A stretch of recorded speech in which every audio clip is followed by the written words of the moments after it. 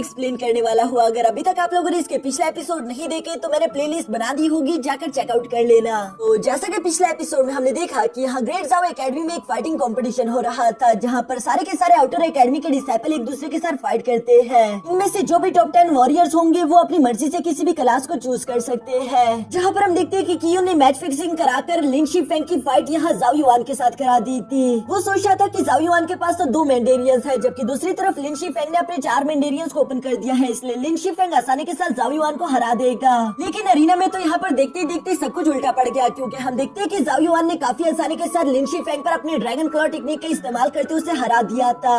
अब आगे तो नेक्स्ट एपिसोड यहाँ ग्रेट कंपटीशन के बाद से शुरू होता है, जहाँ पर हम कियो को देखते हैं जो कि अपने फादर से मिलने के लिए आया हुआ था और वो अपने फादर को सारी सिचुएशन बता चुका कि कैसे मैंने ग्रेट कंपटीशन में लिन शिफेंग को जाओ युआन के सामने लाकर खड़ा कर दिया ताकि लिन शिफेंग उसे हरा दे। लेकिन दूसरी तरफ जाओ युआन ने तो अपने 2 मेंडेरियंस के साथ ही लिन शिफेंग को हरा दिया और मेरा सारा की सारा खेल खराब हो चुका है। जिस पर उसके फादर जवाब देते हुए कहते हैं कि हाँ, इसमें कोई हैरानगी नहीं, क्योंकि जाओ युआन के बचपन में उसके पास सेंट होली ड्रैगन की बॉडी थी, इसलिए यकीनन उसके पास थोड़ा बहुत टैलेंट तो होगा ही। लेकिन तुम्हें अब ये बात नहीं भूलनी चाहिए कि उसकी डेस्टिनी उससे छीन ली गई और अब उसकी बॉडी में सिर्फ पॉइजन ही बचा है। लेकिन दूसरी तरफ कियो को तो यहाँ पर फिक्र हो रही थी। वो अपने फादर को बताता है कि आप जाओ युआन को कम समझने की गलती कर रहे हो। उसने इंट्रेंस ग्रेट एग्जाम में टॉप कर लिया है और साथ ही साथ उसने क्लास ए को भी चूज कर लिया। अगर हमने अभी के लिए उसका कुछ ना किया तो ये आने वाले फ्यूचर में हम लोगों के लिए मुश्किलें खड़ी कर सकता है। दोस्तों, इससे पहले कि आप लोग कंफ्यूज हो जाओ, मैं आप लोगों को सिंपल करके बताता हूँ कि आखिर यहाँ पर चल क्या रहा है। आप लोगों को तो मालूम होगा कि जाओ युआन जाओ फैमिली से बिलोंग करता है, जबकि दूसरी तरफ कियो की फैमिली से बिलोंग करता है।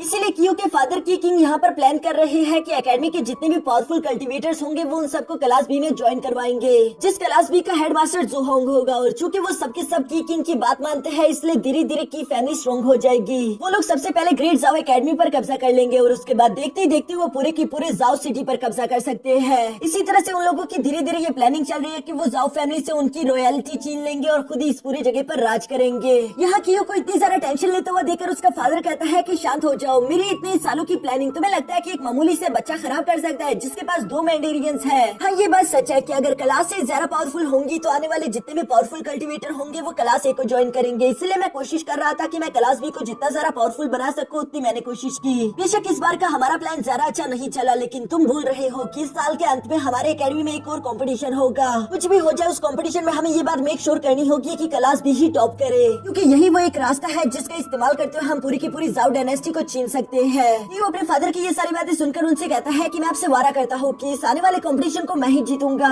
अगर उस फाइनल कंपटीशन में जाओ युआन का मेरे साथ सामना हो जाता है तो मैं उसे इतनी बुरी तरीके से पीटूंगा कि वो दोबारा अपने पैरों पर भी खड़ा ना हो पाए। इसके बाद हम लोग क्लास ए का कोर्टयार्ड देखते हैं, क्योंकि जाओ युआन और मिस यूमी चूंकि दोनों ही इस कंपटीशन को जीत चुके थे, इसलिए उन्होंने क्लास ए को अपने लिए चूज कर लिया था और वो लोग इस वक्त इसी तरफ ही आ रहे थे। जबकि क्लास ए के डिसाइपल ये जानकर काफी ज्यादा खुश थे। वो पहले से जाओ युआन और मिस यूमी का इस्तेमाल करने के लिए वहाँ इंतजार करते हैं। जैसे ही जाओ युआन वहाँ पर पहुंचा, सारे के सारे डिसाइपल मिलकर एक साथ उसे योर मैजेस्टी कहते हुए वेलकम करते हैं, जो सुनकर जाओ युआन एम्बैरेस्ड होते हुए कहता है कि तुम लोगों को इतनी सारा फॉर्मेलिटी करने की कोई जरूरत नहीं, तुम लोग मुझे जाओ युआन कहकर भी पुकार सकते हो। जो सुनकर एक लड़का आगे की तरफ आते हुए कहता है कि मेरा नाम है यांगजी और मैं इस क्लास ए का हेड हूँ, मैं आपको वेलकम करता हूँ। हमें ये जानकर काफी ज्यादा अच्छा लगा कि आपने इतनी सारा बेहतरीन परफॉर्मेंस दिखाने के बाद हमारे क्लास ए को चूज किया। ये खबर चारों तरफ एकेडमी में फैल चुकी है। जबकि तभी अचानक वहाँ एक लड़की भी तेजी के साथ आगे की तरफ आते हुए स्यूमी से कहती है कि आप तो स्यूमी होना, जाओ युआन के साथ ही आपने कंपटीशन को जीता। कोई भी यकीन नहीं कर सकता कि आप जैसी इतनी पावरफुल कल्टीवेटर इतने सालों बाद हमारे क्लास ए को चूज कर रही है। यहाँ पर वो सारे के सारे डिसाइपल इसी तरह से मिस यूमी और जाओ युआन की तारीफें करते जा रहे थे, पर तभी अचानक यहाँ पर हम देखते हैं कि क्लास ए के हेड मास्टर मास्टर चू टियानयांग आ गए, जो कहते साथ ही कहते हैं कि आखिर तुम लोगों ने क्या शोर मचा कर रखा हुआ है।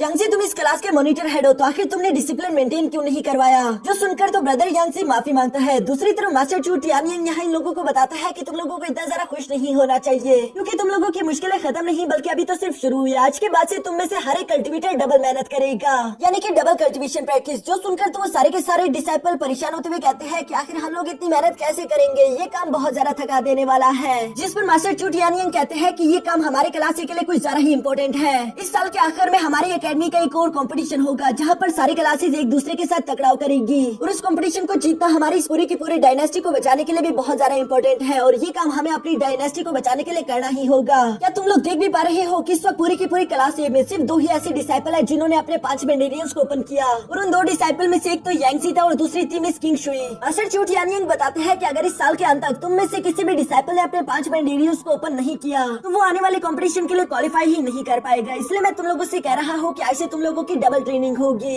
साथ ही साथ मास्टर टियानिंग यहाँ पर एक जेड वाटरफॉल के बारे में बताते हैं जो कि आज के दिन ओपन होने वाला था, और वो अपने डिसाइपल से कहते हैं कि तुम सब लोगों को वहाँ पर जाकर प्रैक्टिस करनी है। जो सुनकर तो सब डिसाइपल ना चाहते हुए भी वही की तरफ रवाना हो गए। दूसरी तरफ मिस किनशु यहाँ ज़ावियोआन और मिस यूमी दोनों को अपनी एकेडमी क्लास के बारे में बता रही थी, जहाँ पर वो उन्हें जेड वाटरफॉल के बारे में बताती है कि ये हमारे एकेडमी का एक बहुत ही ज्यादा प्रीशियस ट्रेजर है। इस जगह की सोल कंडेंस एनर्जी काफी ज्यादा हाई है, इसलिए यहाँ पर आकर कल्टीवेशन करना सबसे ज्यादा परफेक्ट होगा, क्योंकि इस जेड वाटरफॉल की जो एनर्जी है वो हमारी बॉडी के अंदर जाते हुए वेन्स में समा जाती है और ये हमें धीरे धीरे स्ट्रॉन्ग कर सकती है। लेकिन ये भी मैं बता दूं कि इस एनर्जी को ज्यादातर अपनी बॉडी में मेंटेन करना काफी ज्यादा डिफिकल्ट है। अगर तुम अपनी लिमिट से ज्यादा इस एनर्जी को अपनी बॉडी में स्टोर करने की कोशिश करोगे तो हो सकता है कि ये तुम्हें बुरी तरीके से डैमेज भी कर दे। दूसरी तरफ मास्टर टियानिंग अपने सारे डिसाइपल्स को यहाँ पर बताते हैं कि हमारे क्लास को कुछ लिमिटेड टाइम ही मिला, मैंने बहुत ही मुश्किल से कुछ घंटे अरेंज कराए, इसलिए तुम लोग 1 मिनट भी जाया नहीं कर सकते। जल्द से जल्द अपनी प्रैक्टिस को शुरू कर दो। जो सुनकर तो वहाँ पर मौजूद जितने भी क्लास के डिसाइपल थे सारे के सारे उस जेड वाटरफॉल का इस्तेमाल करते हुए अपनी कल्टीवेशन शुरू कर चुके। असल में दोस्तों ये जेड वाटरफॉल पूरी एकेडमी का कंबाइन एक ट्रेजर प्लेस है, जहाँ पर सारी क्लास बारी बारी करके अपनी टाइमिंग का इस्तेमाल करते हुए खुद की कल्टीवेशन प्रैक्टिस करती है। दूसरी तरफ मिस किनशुई ने यहाँ पर ज़ावियोआन और मिस यूमी को एक बहुत ही ज्यादा खास बात बता दी थी। वो ज़ावियोआन और किनशुई को बताती है कि यहाँ इस जेड वाटरफॉल की डायरेक्ट एनर्जी को अपनी बॉडी में एब्सॉर्ब करना काफी ज्यादा डिफिकल्ट है, इसलिए हम लोग अपनी बॉडी पर एक तरह का हेवनली मार्क लगवाते हैं, जिसके बाद ही हम इस एनर्जी को आसानी के साथ अपनी बॉडी में एब्सॉर्ब कर पाएंगे। और इसके लिए हम देखते हैं कि सारे के सारे डिसाइपल एक लाइन में खड़े हो गए थे, जहाँ पर मास्टर टियानिंग इन लोगों की बॉडी पर एक हेवनली मार्क लगा रहा था और इस हेवनली मार्क के बाद ही ये लोग उस एनर्जी को एब्सॉर्ब कर सकते हैं। लेकिन दूसरी तरफ हम देखते हैं कि ज़ावियोआन उस जेड वाटरफॉल को यूं ही देख रहा था,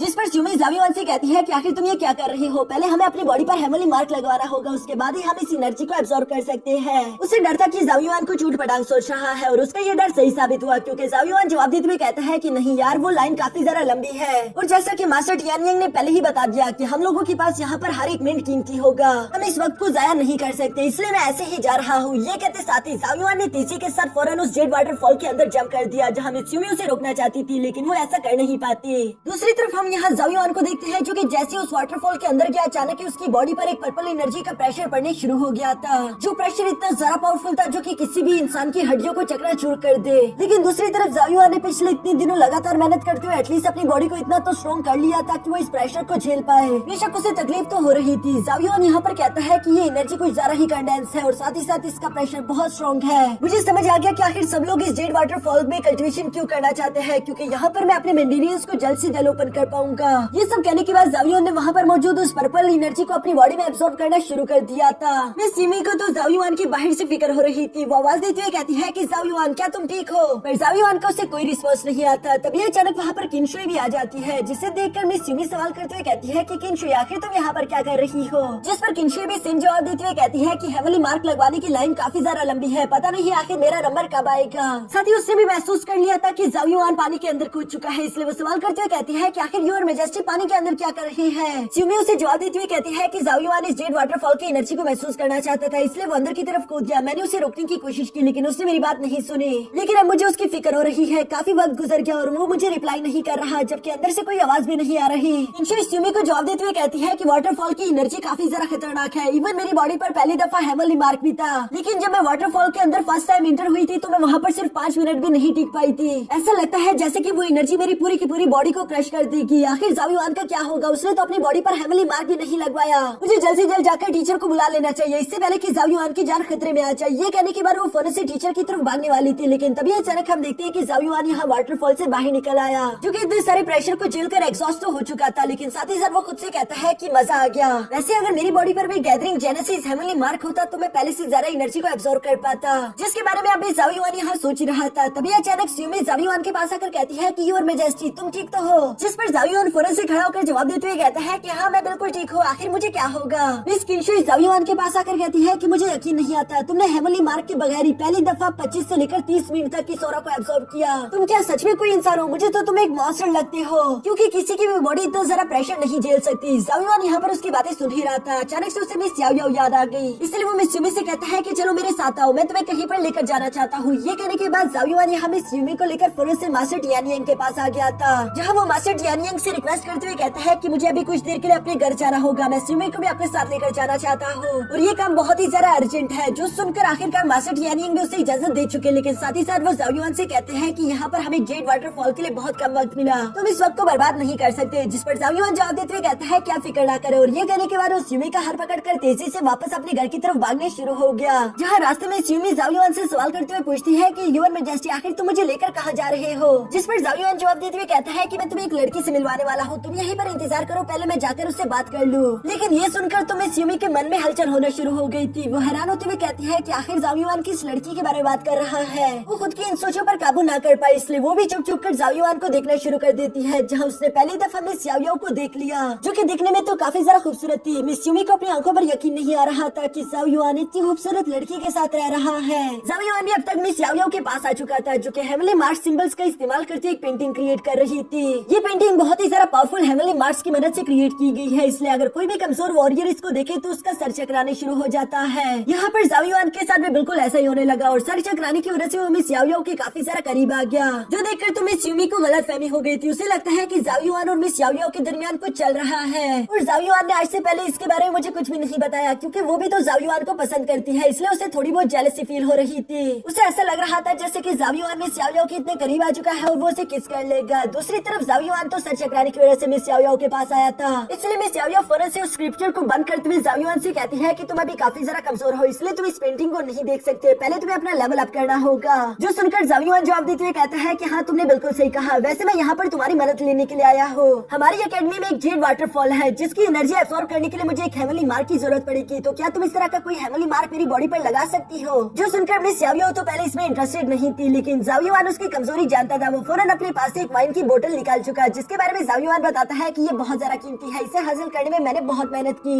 जिसे लेकर मिस याओयाओ भी आखिरकार उसकी मदद करने के लिए एग्री हो गई थी और वो जाओ युआन से कहती है कि चलो अपनी शर्ट उतारो। दूसरी तरफ चट्टान के पीछे मिस यूमी तो ये सुनकर और सारा एम्बेरेस्ड हो गई थी। उसे लग रहा था कि शायद इन लोगों ने तो अब हद ही पार कर दी है। उसे कुछ भी समझ नहीं आ रहा था, क्योंकि वो जब सामने की तरफ देखती है तो जाओ युआन ने अपनी शर्ट उतार दी थी और मिस याओयाओ उसके बहुत ही ज्यादा करीब है, जैसे कि इन लोगों के दरमियान कोई रोमांटिक सीन चल रहा हो। इसलिए मिस यूमी तो अपना मुंह पकड़कर साइड पे चली गई, लेकिन असल में तो मिस याओयाओ यहाँ पर एक ब्रश को लेकर जाओ युआन की बॉडी पर एक हेवनली मार्क को लगाने की कोशिश कर रही थी, जिसके बारे में मिस याओयाओ बताती है कि इस हेवनली मार्क का नाम है ice and fire genesis gathering mark. इसके तुम्हें दो तरह के फायदे होने वाले हैं। पहला तो ये कि तुम किसी भी एनर्जी को आसानी के साथ अपनी बॉडी में गैदर कर सकते हो, और दूसरा फायदा ये होगा कि तुम ice and fire elemental powers का भी इस्तेमाल कर पाओगे। लेकिन हम देखते हैं कि मिस याओयाओ ने जैसे यहाँ पर जाओ युआन की बॉडी पर ये ice and fire heavenly mark create करना शुरू किया, तो जाओ युआन को इसकी वजह से बहुत ही पेन हो रही थी। वो हैरान होते हुए कहता है कि मुझे समझ नहीं आ रहा ये किस तरह का दर्द है, मुझे एक टाइम पर सर्दी और गर्मी दोनों महसूस हो रही है। इस हेवनली मार्क को क्रिएट करने की वजह से चारों तरफ यहाँ जाओ युआन के आसपास काफी ज्यादा आइस एंड फायर एनर्जी भी क्रिएट हो चुकी थी। मिस याओयाओ जाओ युआन को बताती है कि मैं तुम्हारी बॉडी पर एक लेवल 3 का हेवनली मार्क लगा रही हूँ,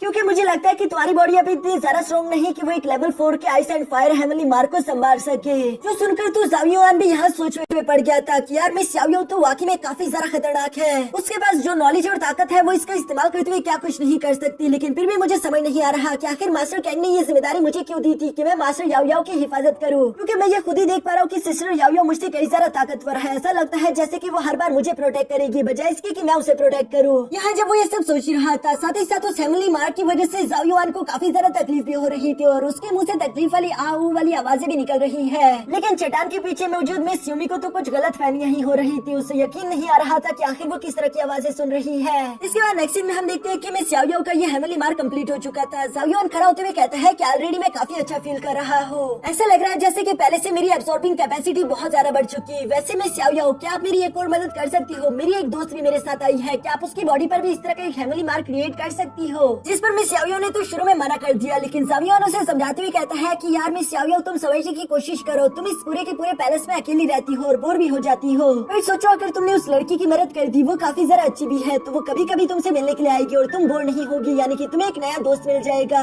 जिस पर मिस याओयाओ एग्री होते हुए कहती है कि ठीक है, उस लड़की को मेरे पास ले आओ। यहाँ जाओ युआन ने फौरन से मिस यूमी को आवाज दे दी थी, जहाँ यूमी धीरे धीरे से इन लोगों के पास आ जाती है और वो कहती है कि मुझे माफ कर देना, मैं आप दोनों को परेशान नहीं करना चाहती थी। लेकिन दूसरी तरफ जाओ युआन को उसकी एक भी बात समझ नहीं आती। वो यहाँ मिस यूमी से कहता है कि मिस याओयाओ ने मेरी बॉडी पर एक ice and fire heavenly mark लगा दिया, वो तुम्हारी बॉडी पर भी सेम हेवनली मार्क लगा देगी, तो क्या तुम इसके लिए तैयार हो? दूसरी तरफ मिस यूमी ये सुनकर कहती है कि क्या कहा, एक हेवनली मार्क? जिस पर जाओ युआन जवाब देते हुए कहता है कि हाँ एक हेवनली मार्क, आखिर तुम क्या समझ रही थी? जिस पर मिस यूमी कहती है नहीं नहीं कुछ नहीं। दूसरी तरफ मिस याओयाओ यहाँ यूमी से कहती है कि चलो मेरी रूम की तरफ चलते हैं, जो सुनकर मिस यूमी भी मिस याओयाओ के साथ रवाना हो गई, जबकि ज़ाओयुआन इन लोगों को फॉलो करते करते मिस याओयो के रूम में आ गया। मिस याओयो ज़ाओयुआन को यहाँ पर देखकर कहती है कि तुम्हें आने के लिए किसने बोला था, निकलो यहाँ से। और वो उसे लात मारकर बाहर निकाल चुकी, क्योंकि लाजमी सी बात है फैमिली मार्क क्रिएट करने के लिए उससे मिस यूमी की शर्ट जो उतरवानी पड़ेगी। यहाँ दूसरी तरफ रूम में भी बिल्कुल ऐसा ही हुआ। हम देखते हैं कि मिस यूमी काफी सारी शर्मा रही थी, लेकिन मिस याओयो उसे कहती है कि अपनी शर्ट उतारो, जो सुनकर मिस यूमी ने शर्माते शर्माते ऐसा कर दिया था। दूसरी तरफ हम देखते हैं कि मिस याओयो यूमी से कहती है कि तुम वैसे काफी ज्यादा खूबसूरत हो, और ये कहने के बाद वो उसकी बॉडी पर ice and fire family mark create करना शुरू कर देती है, जिसके बारे में मिस याओयो उसे बता रही थी कि इसमें तुम्हें थोड़ी सी तकलीफ होगी, लेकिन बर्दाश्त कर लेना। और उसकी ये तकलीफ से भरी हुई आवाजें बाहर ज़ाओयुआन भी सुन रहा था। इसके थोड़ी देर बाद हम देखते हैं कि मिस याओयो ने अपना फैमिली मार्क पूरी तरीके से कंप्लीट कर दिया था, जिसे कंप्लीट करने के बाद मिस याओयो हैरानगी के साथ देखते हुए कहती है कि आखिर ये कैसे हो सकता है। मिस यूमी की बॉडी पर ये ice and fire family mark Zhaoyuan की बॉडी से भी ज्यादा परफेक्टली क्रिएट हो गया। कहीं ऐसा तो नहीं कि मिस यूमी की बॉडी में ये यांग एनर्जी का सोर्स है। फिलहाल तो उसके सवालों का उसे जवाब नहीं मिल पाता, लेकिन इसके बाद हम देखते हैं कि ज़ाओयुआन यहाँ पर मिस यूमी और मिस याओयो से कहता है कि अब हमें वापस से एकेडमी जाना होगा, ताकि हम लोग जेड वाटरफॉल का ज्यादा से ज्यादा फायदा उठा सके। इस फैमिली मार्क की वजह से अब हम वहाँ की एनर्जी ज्यादा अच्छे से एब्सॉर्ब कर पाएंगे। इवन कि ज़ाओयुआन ने मिस याओयो को भी अपने साथ चलने के लिए बोल दिया था। दूसरी तरफ सीन शिफ्ट होकर यहाँ मास्टर टियानियांग पर आ जाता है, जो कि अपने डिसाइपल्स को जेड वाटरफॉल में कल्टीवेशन करवा रहे थे। साथ ही साथ वो उन्हें बताते हैं कि जेड वाटरफॉल हर 2 दिन में सिर्फ एक बार ओपन होता है, जिस पूरे दिन में हर एक क्लास को कुछ कुछ टाइम मिलेगा। हमारे क्लास से कुछ सिर्फ 3 घंटे मिलते हैं, इसलिए तुम लोगों को 1 मिनट भी जाया नहीं करना। अगर तुम लोग 1 मिनट तक ज्यादा इस जेड वाटरफॉल में बैठकर कल्टीवेशन कर सकते हो तो अपनी पूरी जान लगा दो, क्योंकि तुम लोगों को ऐसे मौके बहुत ही सारा कम मिलेंगे। तभी अचानक हम देखते हैं कि कुछ डिसाइपल जेड वाटरफॉल में और देर तक कल्टीवेशन नहीं कर पाए और वो नीचे गिर गए। इसलिए मास्टर टियानियांग दूसरे ग्रुप से कहता है कि अब तुम लोगों की बारी, और पहले ग्रुप को आराम करने का वक्त दे दिया गया। तभी अचानक वहाँ पर क्लास भी आ जाती है, जिनका हेड मास्टर ज़ूहोंग भी उन लोगों के साथ था, जो कि आते साथ ही कहते हैं कि देखो तो सही, जेड वाटरफॉल की एनर्जी को कितना ज्यादा वेस्ट किया जा रहा है। मास्टर टियानियांग तो इन लोगों को यहाँ पर देखकर कहते हैं कि आखिर तुम लोग यहाँ पर क्या कर रही हो। ज़ूहोंग, क्या तुम्हें मालूम नहीं कि तुम्हारे क्लास बी का टाइम अभी तक नहीं आया? तुम लोगों को अपने वक्त पर ही यहाँ पर आना होगा, उससे पहले तुम लोगों को यहाँ पर आने की इजाजत नहीं। लेकिन दूसरी तरफ क्लास बी के ज़ूहोंग तो आया ही यहाँ पर इसीलिए था ताकि वो प्रॉब्लम क्रिएट कर सके। वो मास्टर टियानियांग से कहता है कि हर 2 दिन में सिर्फ एक बार ही जेड वाटरफॉल ओपन होता है, जिनमें से पूरे 3 घंटे तुम्हारे क्लास ए को दे दिए गए। लेकिन मुझे लगता है कि ये जेड वाटरफॉल की एनर्जी का वेस्ट है, इसलिए मैं चाहता हूँ कि हम लोग क्लास ए का वक्त थोड़ा सा और कम कर दे। जिस पर मास्टर चू टियानियांग कहते हैं कि आखिर मैं तुम्हारी बात क्यों एक्सेप्ट करूँ। जिस पर ज़ूहोंग जवाब देते हुए कहता है क्योंकि जेड वाटरफॉल हमारी एकेडमी का एक बहुत ही ज्यादा प्रीशियस ट्रेजर है और हमें इसका अच्छे से अच्छे इस्तेमाल करना होगा। तुम्हारे क्लास ए में सारे नकारा डिसाइपल है, जबकि मेरी क्लास बी में बहुत ही ज्यादा पावरफुल और अच्छे कल्टीवेटर्स है। अगर हम जेड वाटरफॉल का मैक्सिमम टाइम हमारे क्लास बी को दे तो इससे हमारे अच्छे से अच्छे डिसाइपल क्रिएट होंगे और हमारी एकेडमी का नाम रोशन होगा। ये सुनकर क्लास बी के सारे डिसाइपल कह रहे थे कि हाँ मास्टर ज़ूहोंग बिल्कुल ठीक कह रहे हैं, हमें जेड वाटरफॉल की एनर्जी को वेस्ट नहीं करना चाहिए। ये सब लोग यहाँ पर इसी तरह से बकवास करते जा रहे थे, जिस पर मास्टर चू टियानियांग कहते हैं कि ज़ूहोंग, अगर तुम्हें टाइमिंग से कोई भी इशू है तो तुम सीधे इस प्रॉब्लम को लेकर किंग ज़ाओ के पास जा सकते हो, क्योंकि किंग ज़ाओ ने ही ये टाइम डिसाइड किया था कि कौन सी क्लास कितना टाइम जेड वाटरफॉल में गुजारेगी। लेकिन दूसरी तरफ ज़ूहोंग ने तो यहाँ पर बातों ही बातों में किंग की बेइज्जती कर दी थी। साथ ही साथ वो कहता है कि ये मैटर बहुत ही ज्यादा सीरियस है, तुम इसी तरह से हर बार ज़ाओ किंग को अपने लिए शील्ड बनाकर इस्तेमाल नहीं कर सकते। जो सारी बातें सुनकर आखिरकार चू टियानियांग को काफी ज्यादा गुस्सा आ गया, क्योंकि वो किंग ज़ाओ की बेइज्जती बर्दाश्त नहीं कर सकता। वो उनके बहुत अच्छे दोस्त है। इसलिए हम देखते हैं कि मास्टर टियानियांग ने अचानक अपनी पावर्स एक्टिवेट करते हुए कहा कि ज़ूहोंग, अपने मुंह पर काबू रखो वरना मैं इसे तोड़ दूंगा। जिस पर ज़ूहोंग ने भी अचानक से अपनी पावर अनलीश कर दी थी और वो कहता है कि आज के दिन मैं खामोश नहीं रहूंगा, तुम्हें मेरी ये बात माननी ही होगी। सारे के सारे डिसाइपल यहाँ इन दोनों टीचर्स की इस खतरनाक एनर्जी को महसूस कर पा रहे थे और वो ये भी जानते थे कि जल्दी यहाँ पर एक बहुत बड़ी जंग शुरू हो सकती है, जिसके साथ ही हमारा ये एपिसोड यहीं पर खत्म हो गया।